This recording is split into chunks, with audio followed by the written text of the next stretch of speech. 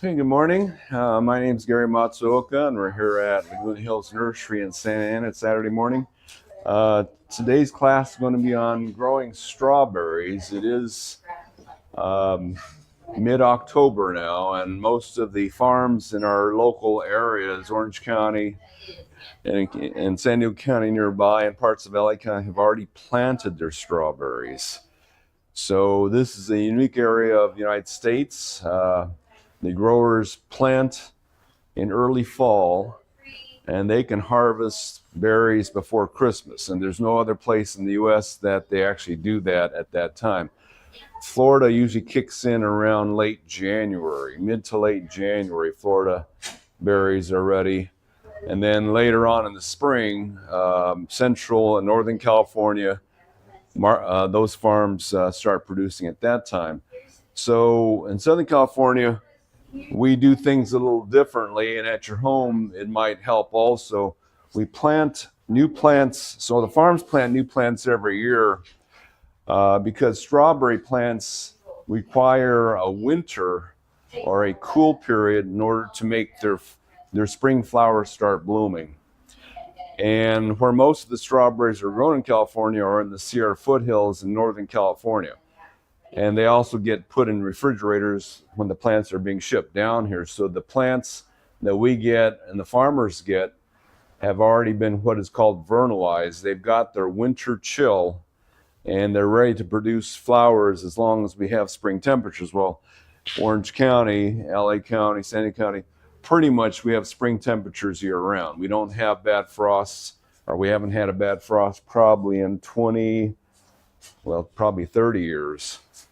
So there's little danger of that. So we get strawberry plants that are ready for spring. You put them in the ground and they start producing right away. And they're ready to go by winter. They're ready to harvest by winter.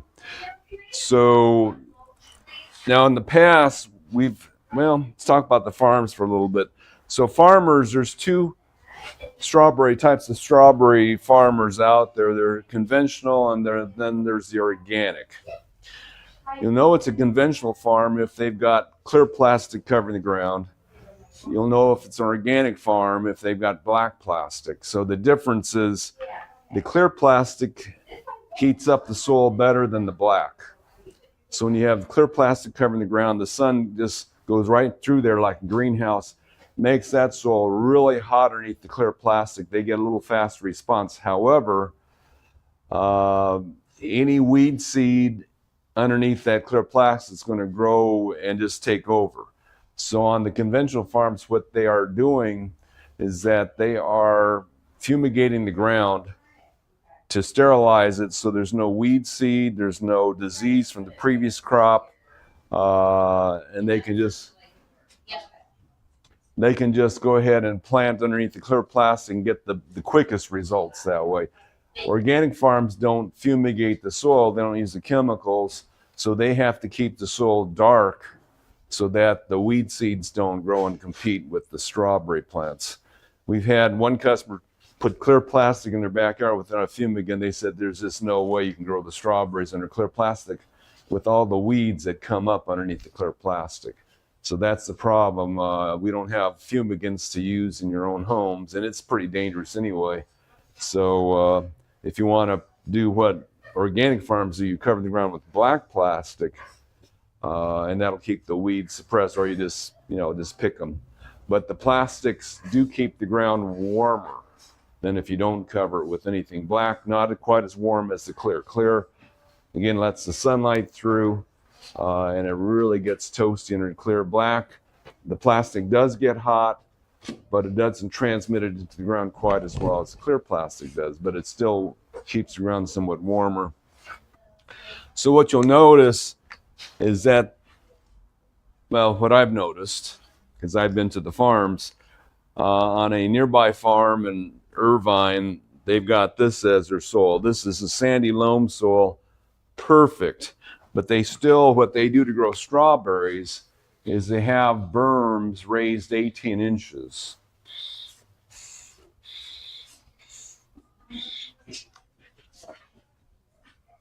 And what they do is they stretch the black plastic over the whole field, then cut it and lay it down on the sides. So these berms are 18 inches high. And I think they're also about 18. They may be doing 3 foot across now. So the strawberries are usually grown, you know, in the past they've grown 2 rows wide. I think they're going 3 rows or even 4 rows wide now. So they drape the plastic over these berms, punch holes in them, and plant the strawberry plants.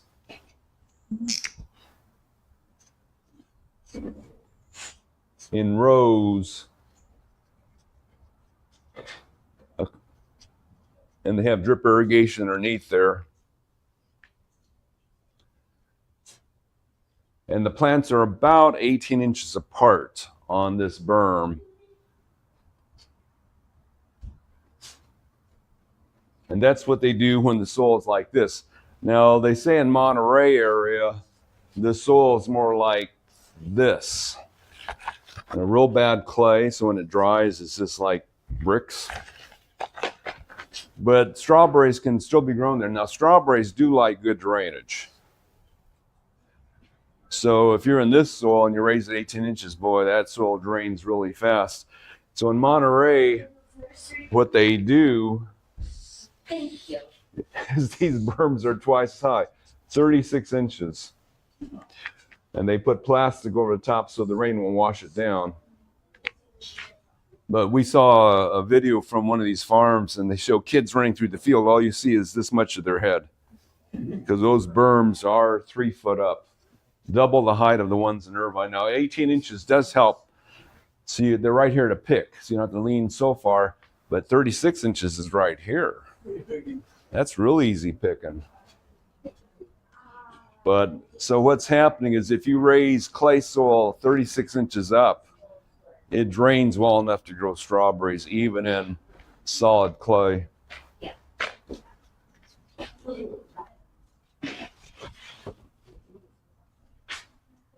So the higher the berm, that means they got heavier soil there.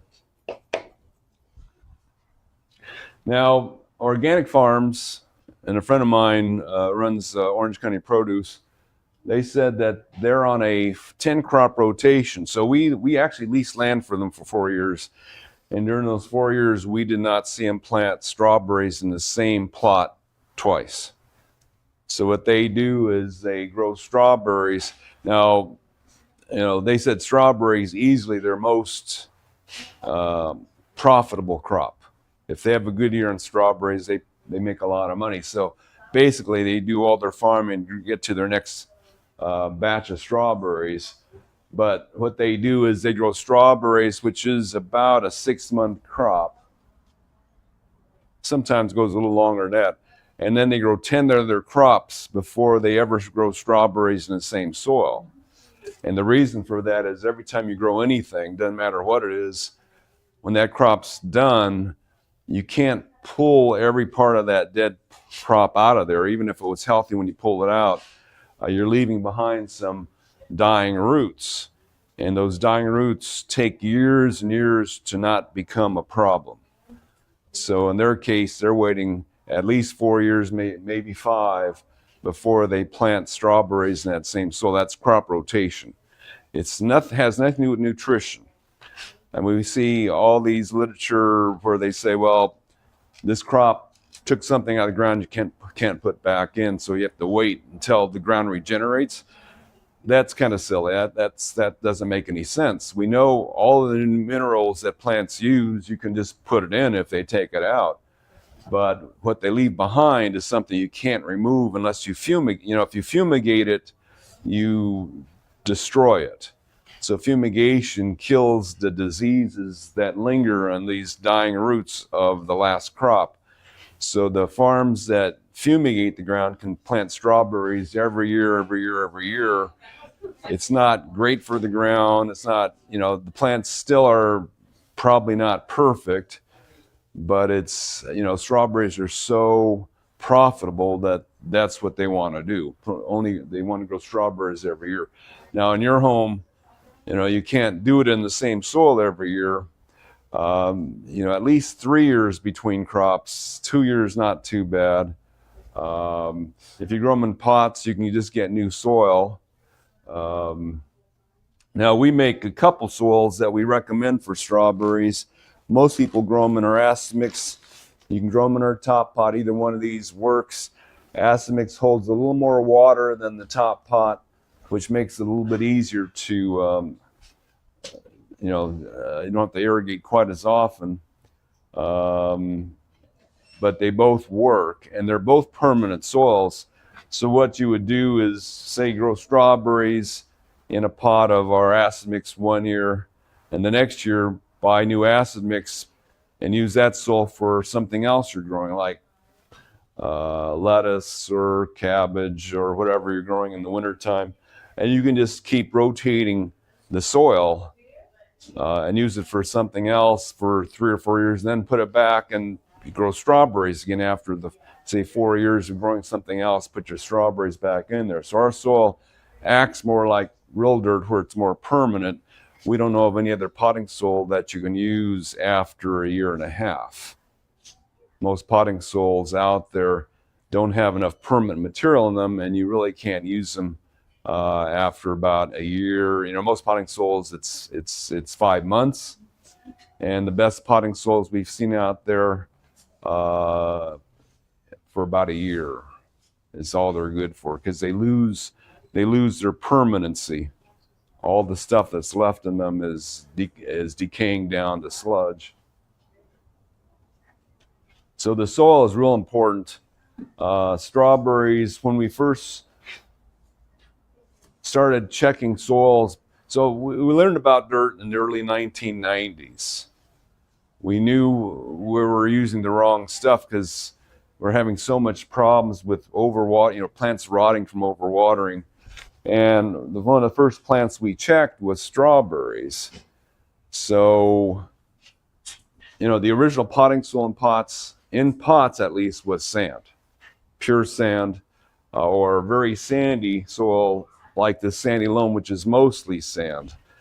And one of the first checks we did was we planted strawberries in a pot that was a little bigger than this, in pure sand, and we had another pot of the same size with the potting soil we're using at that time, which was, at that time, the best we had was Whitney Farms' Uncle Malcolm's blend. And when we grew a strawberry plant, now these are kind of young yet, they don't show their mature size yet, but when we grew a strawberry in pure sand, it grew 30 inches wide with leaflets. This is a leaflet, 3 leaflets make a leaf. The leaflets were that big. When we grew it in the Uncle Malcolm's potting soil, the leaflets were this big. So it didn't kill the plant at all. The plant looked fine, but it was about 1/10 the size. And that's what we're used to. We're used to have strawberries in the potting soils we were selling, growing about 8 inches, 10 inches across, max, with strawberries about that big. When we grew it in sand, the plant was 30 inches wide, much larger strawberries. At that point, we go, okay, we can't sell these organic potting soils anymore. They just can't grow what real dirt does. And sand is the closest thing you get to real dirt in a pot. So we switched all our potting soils to what we have today at that time, and haven't looked back. Now, you can use pure sand in pots. You can grow strawberries in pure sand, and they do quite well. I mean, we've talked to some of the strawberry farmers when we were doing farmers markets. They said, we have the best soil in Orange County, the richest soil for strawberries. And we asked them where they were. They said, well, we farm right along the Santa Ana River. Well, that's sand. They don't know that pure sand is the best soil. But that's, they said it's rich. Well, it's not.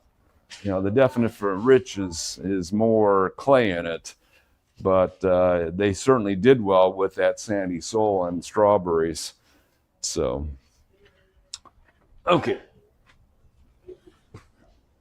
So in your own yard, you have options. You can make berms, it's like the farmers do, and cover them with plastic so they don't fall over. Or you can just build raised beds with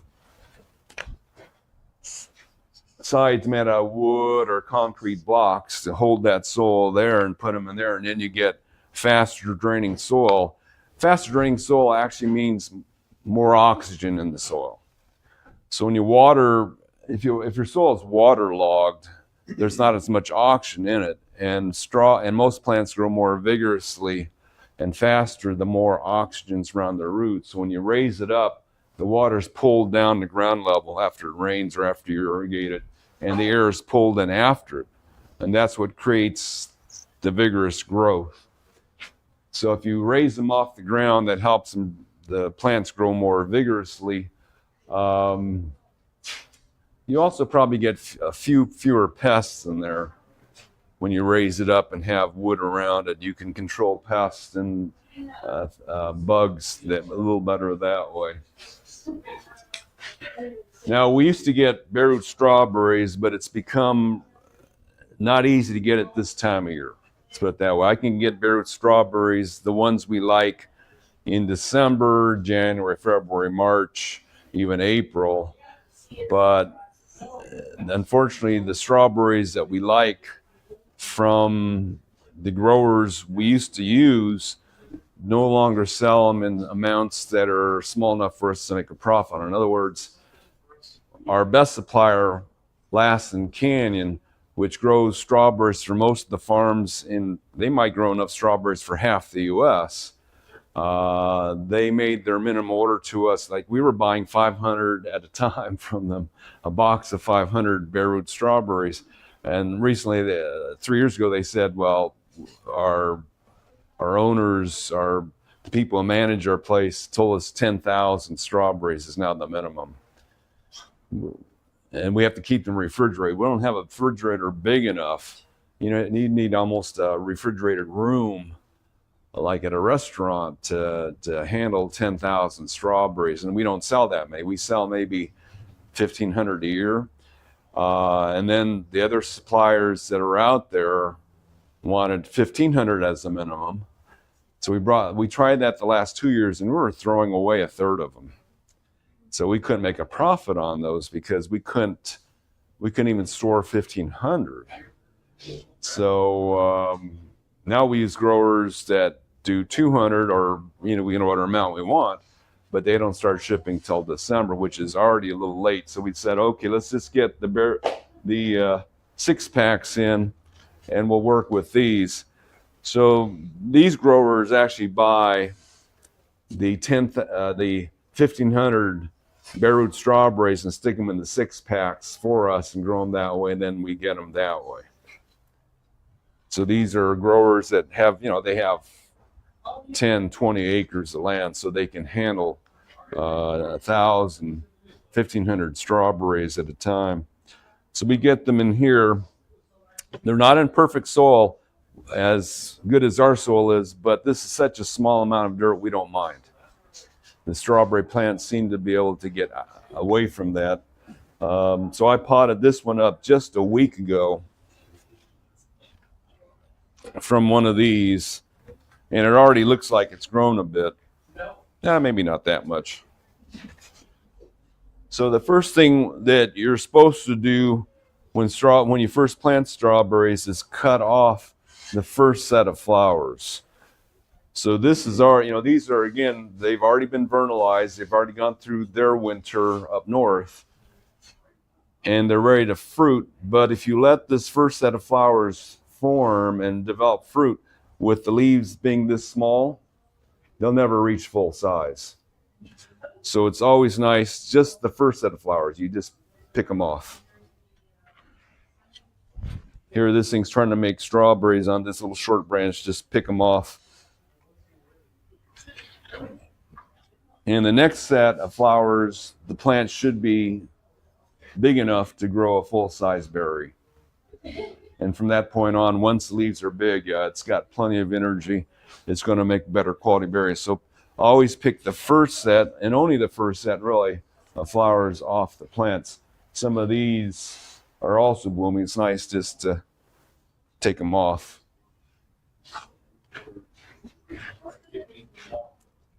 And once they make the blooms, it only takes about a month and a half for that flower to make a berry. So it's pretty quick. Now, how many strawberry plants should a homeowner plant? Each plant will make about a quart of berries during this year. Well, from now until summer, it'll make about a quart of berries. So when I had a family of 4, when my kids were still living with me, we had 10 plants, and that was about between 15 and 25 berries a week at their peak, which wasn't bad. You can probably go at least a dozen for a family of 4 or more. A lot of people want strawberries every day. You have to plant several dozen to do that.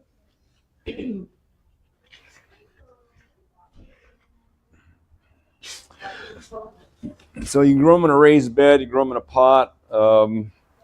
We find that over the years we've tried to figure out what sizes are good.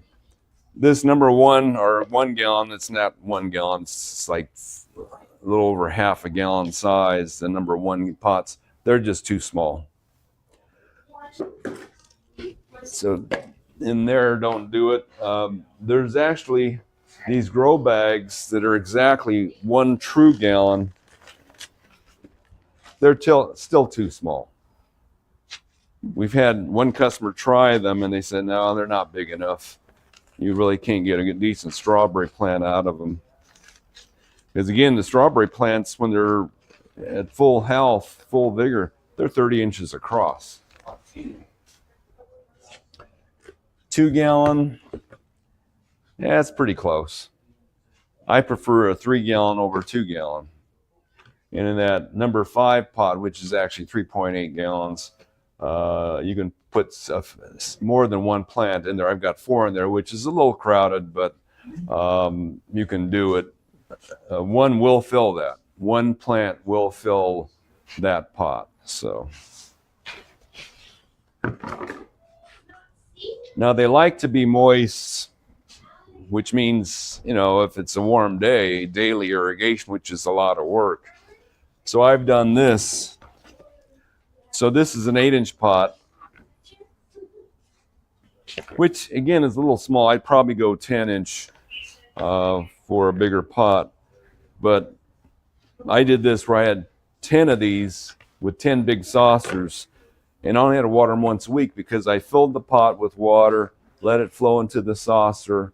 The saucer was full of water for what appeared to be about 5 days of that week. It had water in it, then it emptied out by the end of the week. So once a week, I filled it up. It lasted the entire week with 1 fill-up. And I made sure whenever I watered it, I flushed this out to make sure no mosquitoes were breeding in there. It takes them more than a week to develop. So flush it out every week. No salt buildup. What also is great about it is that the berries, when they do form, they hang over the sides and nothing can get to them. For some reason, birds can't eat berries that are hanging. They can eat berries on the ground, but they can't eat them when they're hanging. And the snails and the pill bugs can't get to them because there's a moat around them. So it kept them really clean that way. So say a 2 or 3 gallon pot in a good enough saucer. Each plant is protected from predators. Unless you have squirrels or raccoons in the area, then they will know how to eat these. But birds and critters on the ground, snails and pill bugs can't get to them when they're like this. So soil-wise, we use the acid mix. Fertilizer-wise, if you want to make it easy, you can do a time-release Osmocote. This is 15,912. Now, most of the people on the internet will tell you they want You want a 5, 5, 5, or 14, 14, 14. This organic fertilizer is fine too. This one is 544. This one, which keeps them on the acid side, which is fine too, 436. They're all close enough. We don't know. We haven't seen any formal research on exactly what strawberries need. And we know that 15:9:12, which is a 3:1:2 ratio, 15:9:12. It's a 5, well, whatever ratio that is. Yeah, it works. We've gotten real good strawberry production with that. So as long as you're not super high on the first number and super low on the rest, you're pretty fine. In the long run, organics are the best. But if you're in a pot, you'd have to apply them every month. This one's time release. You only have to do it once every 5 to 6 months. In the ground, the organics and the other types of fertilizers are fine. You don't have to do them that often.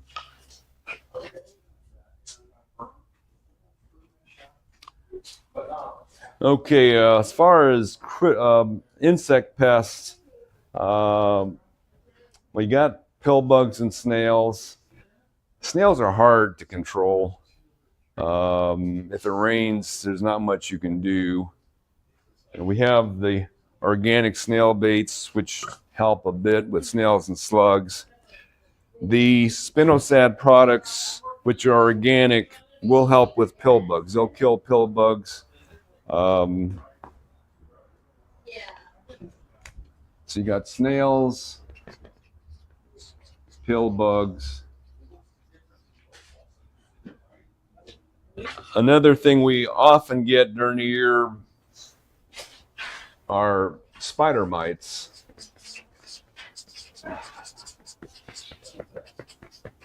And these are little tiny spiders that make little webs, and they suck on the leaves, make little dots all over the leaves where they suck.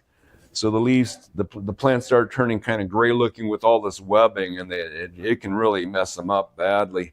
And we see the farmers always do it, and they always use oil sprays, which are also considered organic. So there's neem oil, there's the mineral oils, quite a few oils on the market now that we can get that are considered organic, and you spray them good. We've seen in the fields where they have this tractor with the special booms on it spraying oil on the strawberries. For the spider mites, just in the last few years, we've also seen thrips. So thrips are little tiny bugs, and they're like the new bad pests around. And when the weather warms up, what they do is they get on the strawberries and start sucking on the strawberries directly, which makes the strawberries just turn brown and dry up. And that's thrip damage. They're scarring it so bad the fruit just dries up and shrivels up.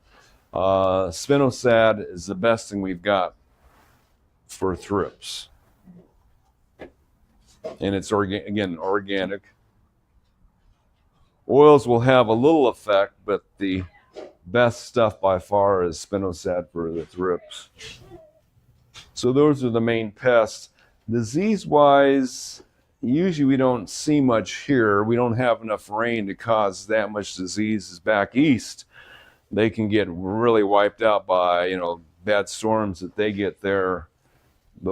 So what happens? The strawberries are ripening when it's raining. They will rot. And on the organic farms, all they do is they pick off all the rotten strawberries, throw them in a bucket, throw them away. And then a few days later, the next batch of strawberries are fine. So they don't really treat them with fungicides. Well, they don't treat them with fungicides on organic farms anyway. So you just get rid of the rotting strawberries that happen in the rain, and then you'll be clean again a few days later for the next batch of strawberries.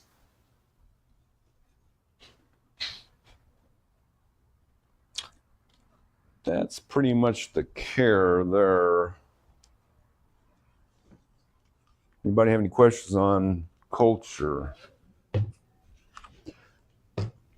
Okay, so there's 3 different kinds of strawberries that are being sold.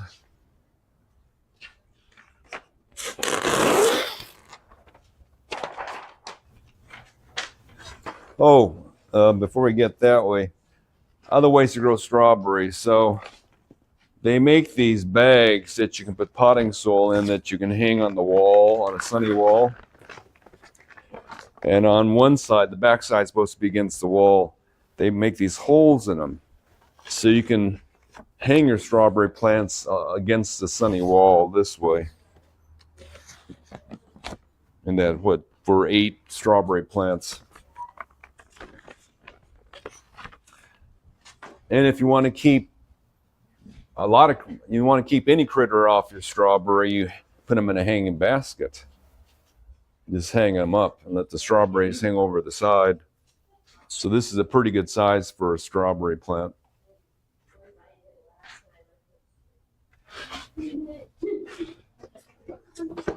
Another way I've done it in my yard is stack pots. So you put soil on this one, you put this one on top, put another one on top of that, and you can have a strawberry plant every 6 or 8 inches all the way around. And maybe one more on top. And it can be any type of pot, bigger, medium, small. I've done them up to 4 things high if you want to save room.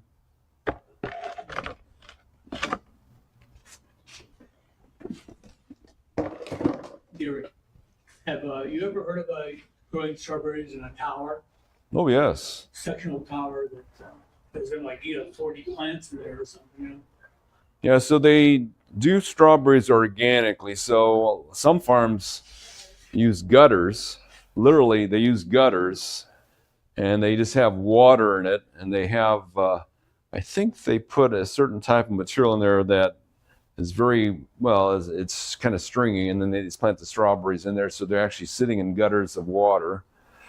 The towers are similar, but they're all stacked up. So that's hydroponics. And they do a lot of strawberries hydroponically too. Hydroponically works. It takes up less room. The problem with hydroponics is you got to be very sterile. So, because if you have this plant sitting in water and you get junk sitting in the water, then everything starts rotting in there. So the thing about hydroponics is you got to clean that system out every time you finish using it, and you've got to do it very well. And it of course depends on electricity to run it, and timers and stuff like that to keep it working. So you can grow a lot of strawberries in a small area, but it's a lot of overhead and a lot of maintenance too. But then of course you can put it in the same spot every year, in the same spot. You don't have to worry about changing the soil, rotating your crops, anything like that. But it's a lot of work. But yeah, there's a lot of farms that do it. Of course, they're the ones that charge a lot for their strawberries. Someone said there's one strawberry grown in Japan that they charge like $30 to $50 a strawberry. That's true. That's supposed to be the perfect strawberry. And they grow them in environmental controlled greenhouses. So, okay, so there's several types of strawberries. Short day and day neutral.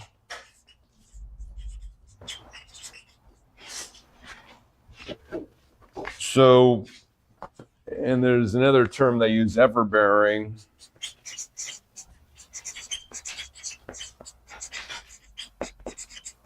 And June bearing.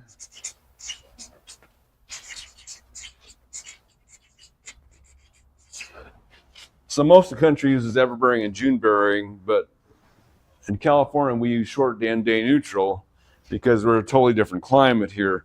And this June berry doesn't make any sense. So in many parts of the country, they plant strawberries in spring, and they have one good crop in June, and that's it. They don't bear anymore the rest of the year. Well, those are the short day strawberries, which make flowers when the days are shorter up until they make their last flowers, say in June, when we get to the long days. So I don't know, the short day flowers, the last flowers are probably initiated around May or even April, and they bloom in June, and then those berries ripen June into July, and then that's it. The short days are done.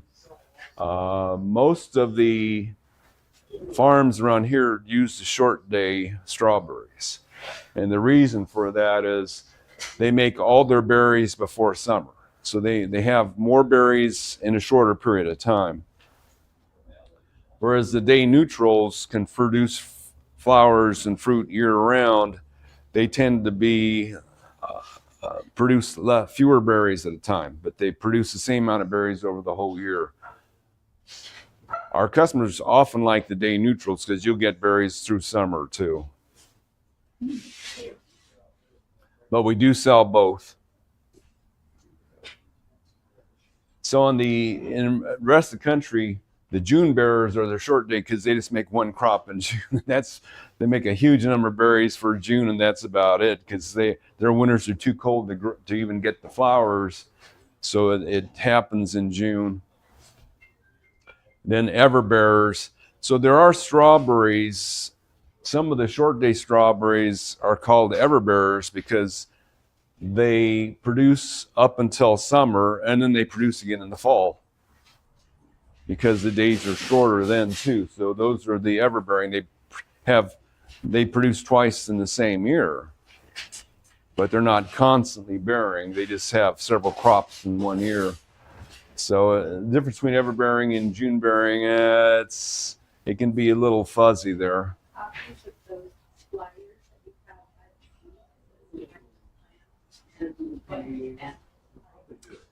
Now, we'll go over the varieties.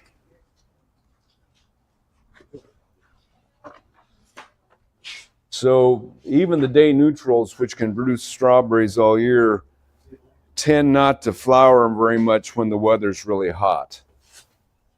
So you can have day neutral strawberries that don't produce in the summer because their summers are too hot.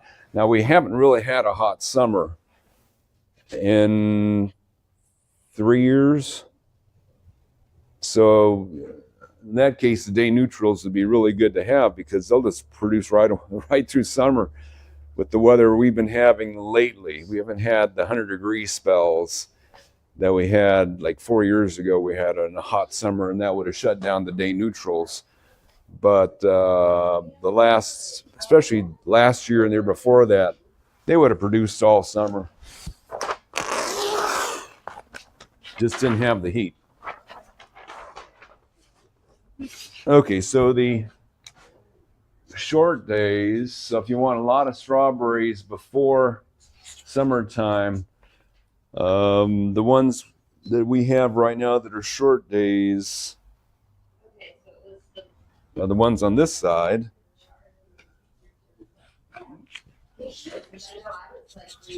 So Camarosa and Chandler.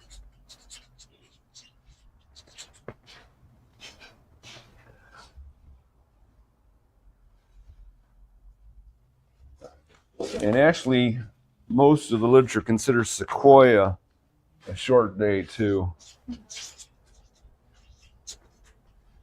Sequoia is more of an everbearer where it produces up until summer and then it produces after summer also. But it is more of a short day.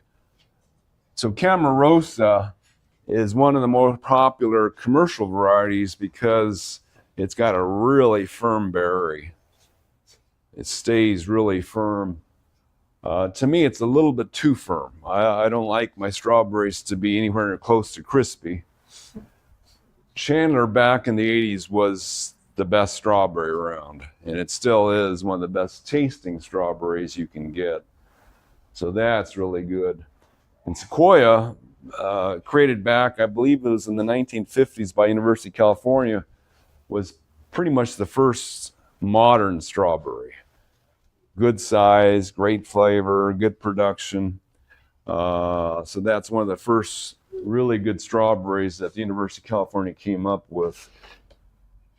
And still really, really good.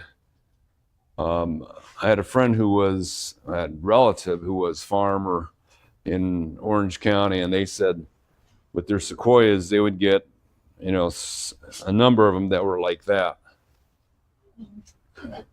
They'd get some really big berries. Then the day neutrals are Albion, Seascape, and this is Eversweet's the only one of these I have never grown.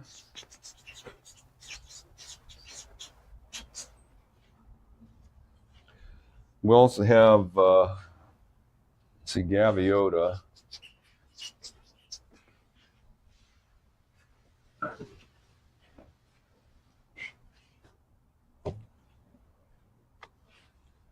For the short day. Albion, well, Seascape, Eversweet I haven't grown. I don't know much about that one. Seascape was created in the late 80s, early 90s, and when it came out, it was the best strawberry.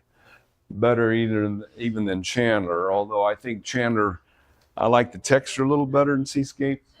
Then Albion came out, I guess they developed from Seascape. Albion came out about 20 years ago or so. And around the world, they said this is the best thing University of California ever created was Albion. And it's still one of the best strawberries. Big conical berries. Like with a lot of these berries, you get some wedge-shaped ones. With Albion, they said they're all perfect conical shape. Red inside and out.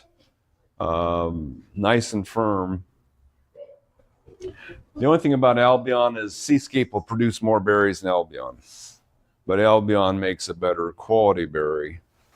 They say Albion tends to throw out a lot of runners, so forgot to mention that. So strawberry plants, we sell you single plants, and generally throughout winter and spring, they just make berries, but then in summer and fall, they make new plants on runners. So here's the runner coming out of this plant.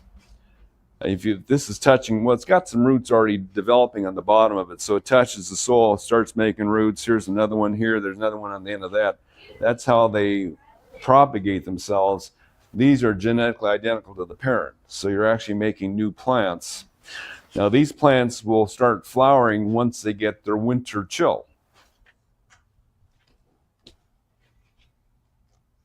So the farms that grow these strawberry plants have plants in the ground with all these runners coming off them all summer and fall. And then they pull them out of the ground and put them in refrigerators for us to get their winter chill.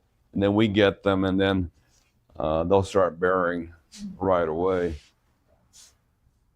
Now, Sunset Magazine did say you can take your plants out of the ground or these runners or the plants you had in the fall, stick in the refrigerator for 2 weeks to get their winter, and you'll induce earlier bloom.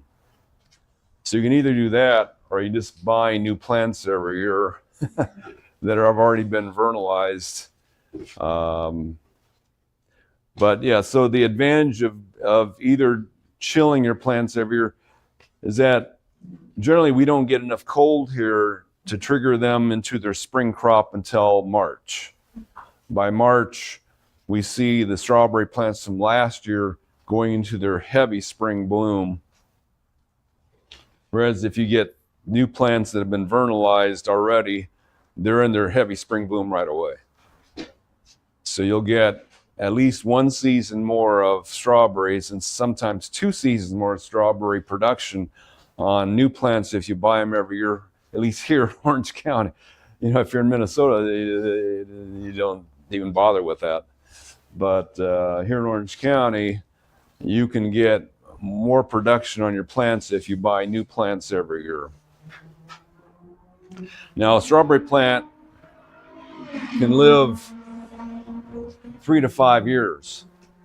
And in Monterey, because they don't get the early crop, they just leave them in the ground on the farms there for at least 3 years. But here, if you want more berries, there's a way to get more berries by getting new plants or throwing your old plants in the fridge. So now they do get root bound, just like any other plant. Any plant in the ground is messed up by all the dead roots that are made around it during the year. So the second year, the plant's not as vigorous as the first. The third year is even worse. Now in big pots, when I've grown them in these big stacked pots, oftentimes all we had to do was dig out a plant that was not doing well, put new dirt and a new plant right there, and it would do fine. Just replace the dirt. Again, don't throw away the dirt, use it for something else. Dirt that's no longer suitable for strawberries is certainly fine for sweet peas, corn, whatever else you want to grow. So yeah, the investment in containers and soil is high initially, but if you keep reusing it for other things, if you only grow strawberries, well, some people only grow strawberries and tomatoes.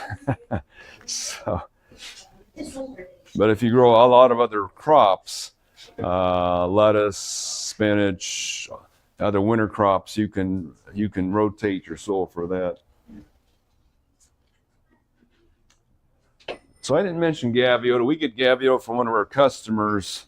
Gaviota was grown strictly for flavor and nothing else. So diseases, pests, wasn't developed for that. University of California developed this in the early 90s strictly for flavor and eating quality. So they said it's not crispy ever. It's firm, but not too firm. Grown for eating quality. This is the only plant I have for sale at the moment. And we don't know if our friend will ever bring us more of these Gaviota strawberries. He grows them on his own property, and he swears by them. So we get this earlier this year. He brought us like 300 of them because he was redoing his bed, cleaning out all the runners and old plants and redoing the bed to do it for the next crop. So we get lucky sometimes. I know my daughter's growing this at her house, so she'll have runners available that we can sell this coming year, this next year. And we're propagating a few at the nursery, but this is the only one I have that's it's actually not ready to sell. If you want to buy it, leave in the pot because we just stuck the plant in here. But that's Gaviota. You have one question about the strawberries. Which one of those strawberries has the highest Brix count? Don't know. I don't know which one of these is the sweetest. I mean, when you pick strawberries off of a single plant, every one tastes different. There's so much differences due to the weather, the sun that day, the temperature, that every strawberry comes out different. Now, we used to get one called Sweet Ann, which is supposed to be better than Albion, although a lot of our customers argue with us. They still say our Albion's the best strawberry we've ever sold. Mm-hmm. But Chandler, if you grow Chandlers, you go, okay, that's really, really good. And Sequoia is really, really... The problem with Sequoia is that, like the modern strawberries have a longer hang time. It's like Chandler, you can leave on the plant for a few days. It doesn't get overly soft. Sequoia, you can't. You got to go out there and pick and check every day the strawberries because they have a very short hang time. Albion, Seascape, their hang time's a week. Oh, that's good. So the farmers would only have to go out to the fields once a week to pick, because the strawberries didn't get mushy in a day. But sequoias, they get mushy so fast, but they're really good. I mean, it's a really good strawberry if you don't mind picking daily, which is not that big a problem. So when you go out to water in the morning, just first off, even if you do. Well, the idea would be to get all of those strawberries and plant them in different pots, and then take your grist machine out and check each one. Right. And you would know what the sugar content is and the high level. You want high level sugar. Well, do you?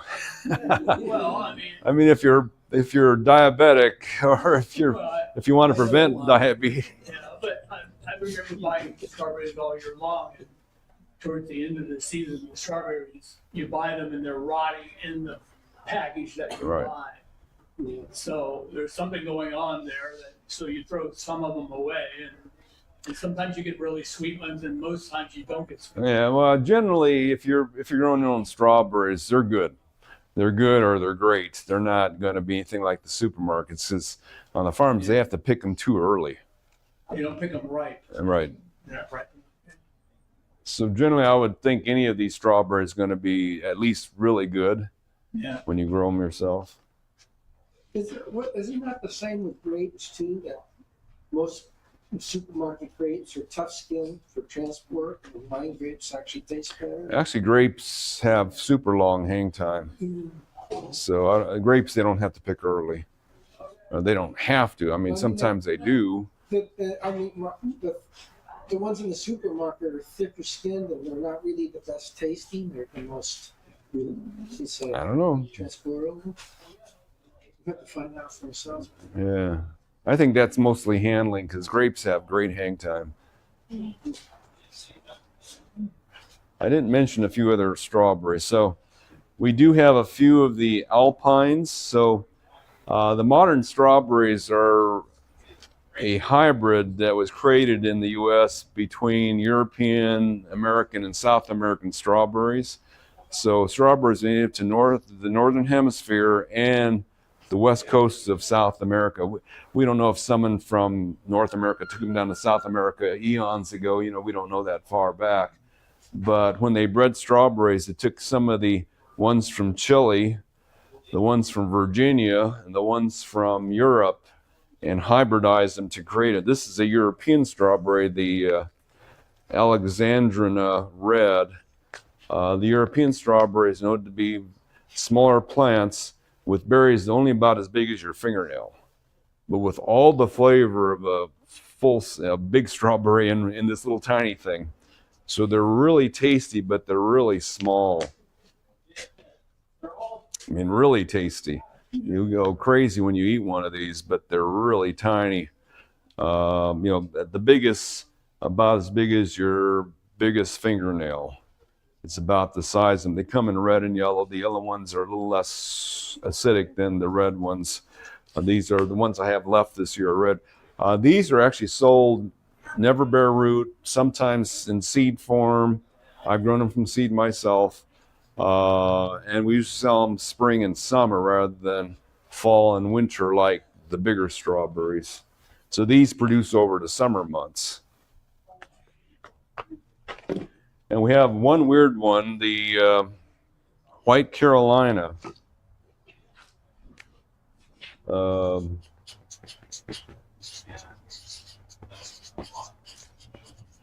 Also known as the pine berry.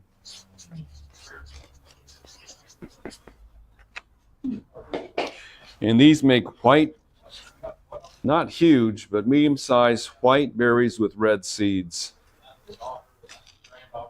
And they're very, very sweet, or less acidic, whichever way you want to put that. The problem with them is that they're not very good at producing berries by themselves. So they said, when you buy a white Carolina, put them next to a red strawberry. They need the pollen from that one to make better berries or more berries. Because I tried growing these one year, I didn't know that. And I had a whole bunch of these in one spot of my garden. And they're making like one berry on each plant every year. they just weren't producing well. Then I read, okay, they're not very self-fertile. You got to mix them in with the red or strawberry. So I do have a number of these. They're more expensive, $12 for one plant, but they do the runners. You'll get a good colony of these if you have them around for a while. So that's the white Carolinas. And during the year, we'll get other strawberries. We often get quinolts, which are ever-bearing.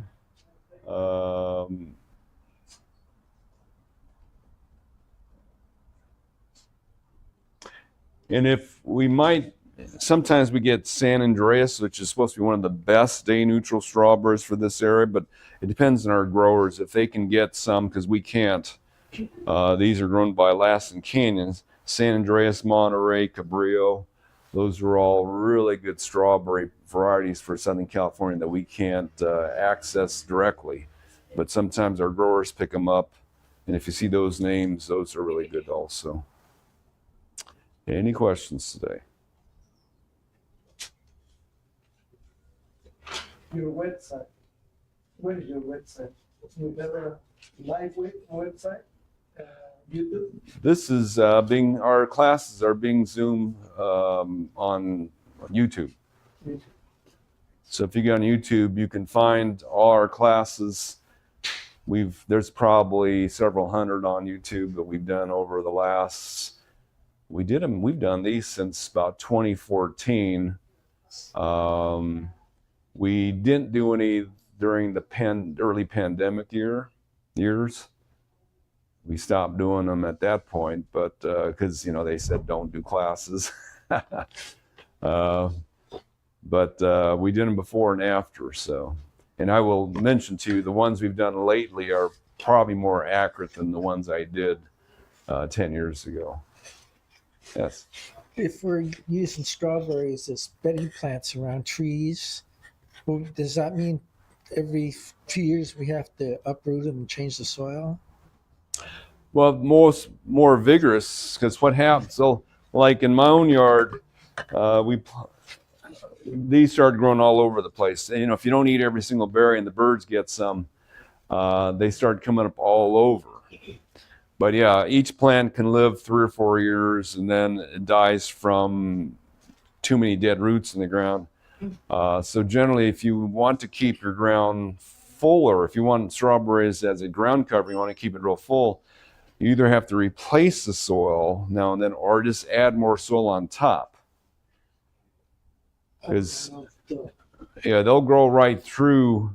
If height doesn't bother you, if you put an inch of sand on top of your strawberries, they'll say, okay, this is virgin soil you just put in my garden, and we'll be happy to grow in that. That's very good. So a thin layer of sand or dirt, sand's easier to spread without totally burying them than regular dirt is, and they love sand. So you can renew your bed just by covering with sand. Yeah, it works for grass too. I've totally put sand over grass lawn. You'd be amazed what it looks like when you cover it with the thin layer of an inch of sand.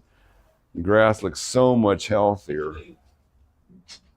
Just give them new soil to live in. Any other questions?